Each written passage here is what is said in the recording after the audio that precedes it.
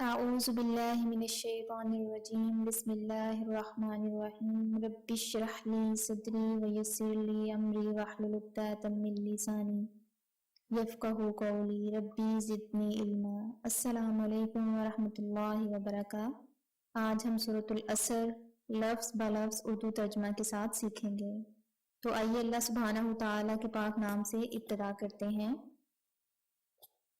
سورۃ العصر مکہ میں نازل ہوئی اور نزول کے لحاظ سے اس سورہ کا نمبر 13واں ہے۔ اس سورہ میں کل رکوع 1 ہے اور اس سورہ میں کل آیات 3 ہیں۔ سورۃ الکوثر کے بعد یہ قرآن پاک کی دوسری مختصر ترین سورہ ہے۔ ترتیب کے لحاظ سے اس سورہ کا قرآن پاک میں 103 نمبر ہے۔ تو شروع کرتے ہیں بسم اللہ الرحمن الرحیم، شروع اللہ کے نام سے جو بڑا مہربان اور نہایت رحم والا ہے۔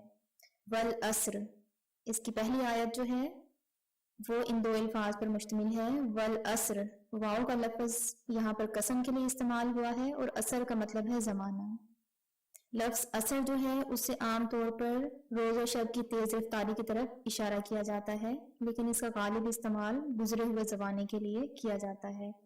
اس لحاظ سے والعصر کا مطلب ہے قسم ہے گزرے ہوئے زمانے کی، یا قسم ہے بنی نوع انسان کی تاریخ کی۔ ان الانسان لفی خسر، ان بے شک الانسان تمام انسان، یہاں پر جو لفظ ال استعمال ہوا ہے اس کا مطلب ہوتا ہے ہول، انسان کا مطلب مین کائنڈ، مطلب تمام بنی نوع انسان، لفی میں خسر خسارے میں ہے۔ تو ان دونوں آیات کو ملا کر پڑھ لیتے ہیں، کیونکہ پہلی آیت میں جو ہے وہ قسم کھائی گئی ہے اور دوسری آیت میں اس کی وجہ بیان کی گئی ہے۔ والعصر، قسم ہے زمانے کی، ان الانسان لفی خسر، بے شک انسان خسارے میں ہے۔ یہ آیت نمبر 2 میں جو لفظ خسر استعمال ہوا ہے یہ اپنے اندر بہت گہرے مطلب رکھتا ہے۔ خسر کا مطلب ہوتا ہے خسارہ یا گھاٹا۔ خسارہ یا گھاٹا تبھی ہوتا ہے جب انسان کوئی کام یا کاروبار کرتا ہے یا کسی جگہ پر اپنا سرمایہ لگاتا ہے۔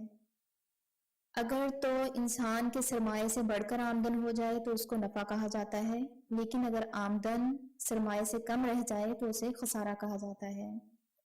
تو یہاں پر یہ بات بیان کرنے کا مقصد یہ ہے کہ انسان کے پاس جو کل اثاثہ ہے یا اس کے پاس جو کل سرمایہ ہے وہ اس کی زندگی ہے، وہ مختصر ترین زندگی ہے جو اللہ سبحانہ تعالیٰ نے انسان کو عمل کرنے کے لیے عطا فرمائی ہے، اور انسان نہیں جانتا کہ وہ کتنی لمبی ہے۔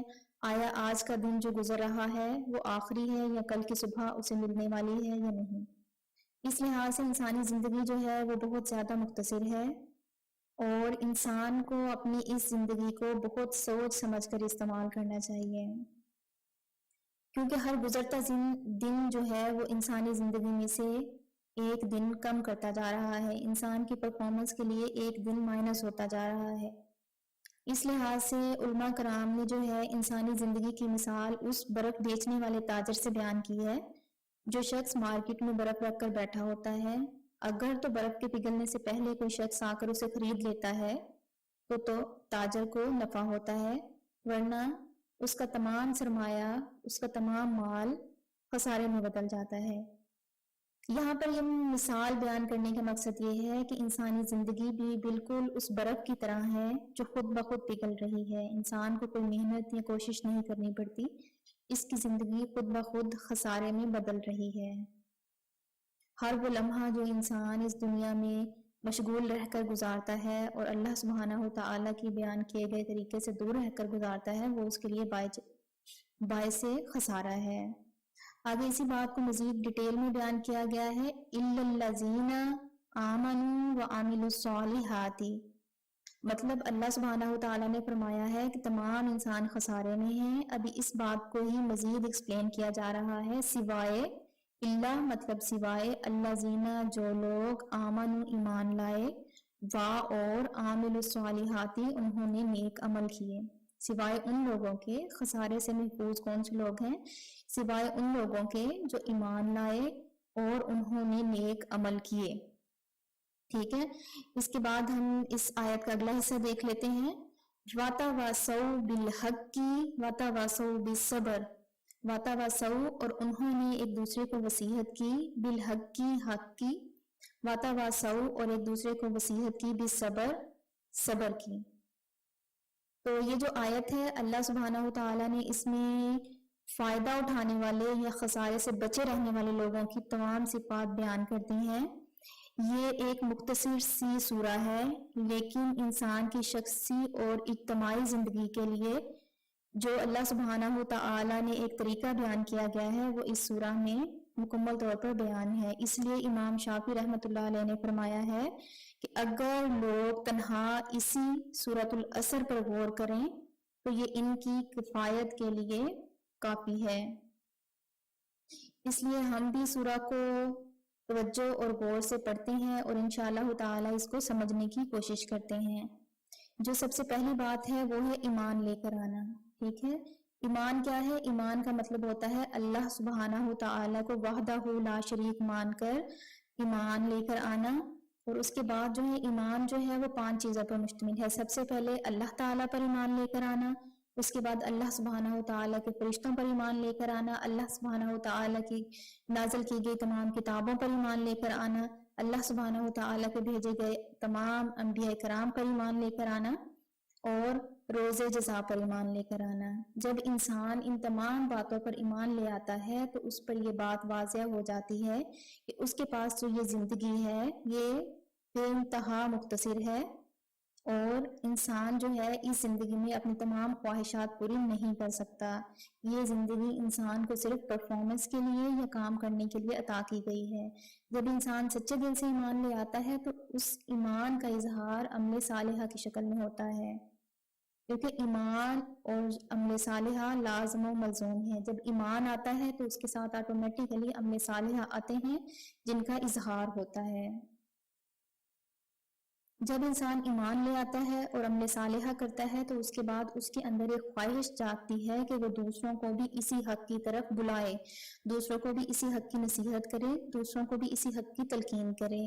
جب ایک شخص جو ایمان لے آتا ہے، ایمان لانے کے بعد نیک عمل کرتا ہے تو وہ دوسروں کو حق کی تلقین کرتا ہے۔ جب سب لوگ مل کر حق پر چلتے ہیں تو اس کے بعد ہمیں صبر کی ضرورت پیش آتی ہے۔ تو کیا کرتے ہیں وہ لوگ؟ ایک دوسرے کو نصیحت کرتے ہیں، تلقین کرتے ہیں صبر کی، تاکہ جو حق کا راستہ انہوں نے چوز کیا ہے، حق کا راستہ جس کا انہوں نے انتخاب کیا ہے، اس پر قائم رہ سکیں اور اللہ سبحانہ و تعالیٰ کے بتائے گئے احکامات پر عمل کر سکیں۔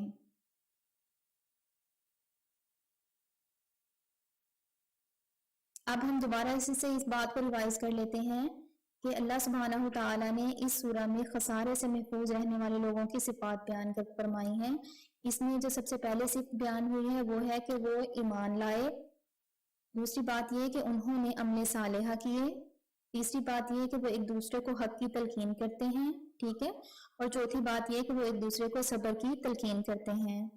تو ہم اس بات کو دوبارہ سے سمجھ لیتے ہیں۔ ایمان لانے کا مطلب ہے کہ اللہ پر ایمان لایا جائے، اللہ سبحانہ و تعالیٰ کے فرشتوں پر ایمان لایا جائے، اللہ سبحانہ و تعالیٰ کی بھیجی گئی تمام آسمانی کتابوں پر ایمان لایا جائے، اللہ سبحانہ و تعالیٰ کے بھیجے گئے تمام انبیاء کرام پر ایمان لایا جائے، اور اللہ سبحانہ و تعالیٰ نے جو ہمیں بتایا ہے روز جزا کے بارے میں اس پر ایمان لے کر آیا جائے اور روز جزا پر یقین رکھا جائے۔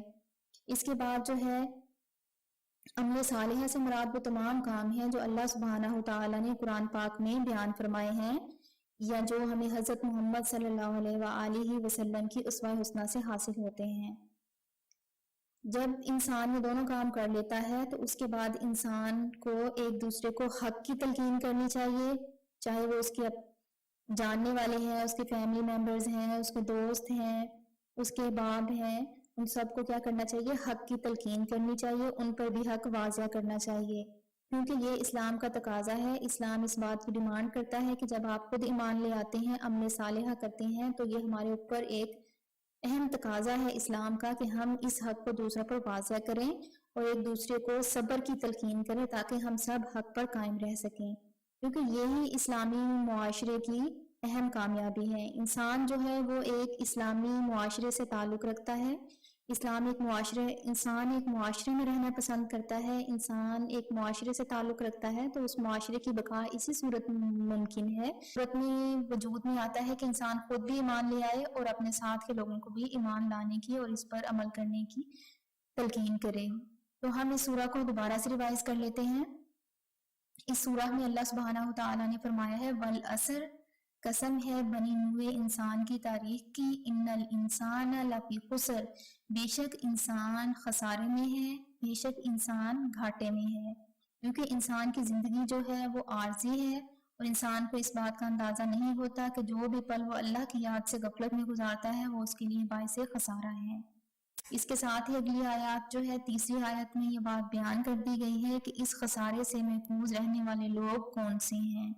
تو اس خسارے سے محفوظ رہنے والے لوگ ہیں اِلَّا الَّذِينَ آمَنُوا، وہ لوگ جو ایمان لائے، وَعَمِلُوا الصَّالِحَاتِ اور انہوں نے عمل کیے صالحہ، وَتَوَاصَوْا اور انہوں نے تلقین کی، بالحق کی حق کی اور انہوں نے ایک دوسرے کو حق کی تلقین کی، وَتَوَاصَوْا بِالصَّبْرِ اور انہوں نے ایک دوسرے کو صبر کی تلقین کی۔ تو انشاءاللہ تعالی اسی کے ساتھ ہماری سورہ جو ہے وہ اپنی اختتام کو پہنچی۔ میں امید کرتی ہوں کہ آپ کو سمجھ آ گئی ہوگی۔ اللہ سبحانہ وتعالی ہم سب کو اس کو سمجھنے کی اور اس پر عمل کرنے کی توفیق عطا فرمائے، اور اللہ تعالی اگر کوئی غلطی ہوئی ہے تو اس کو معاف فرمائے۔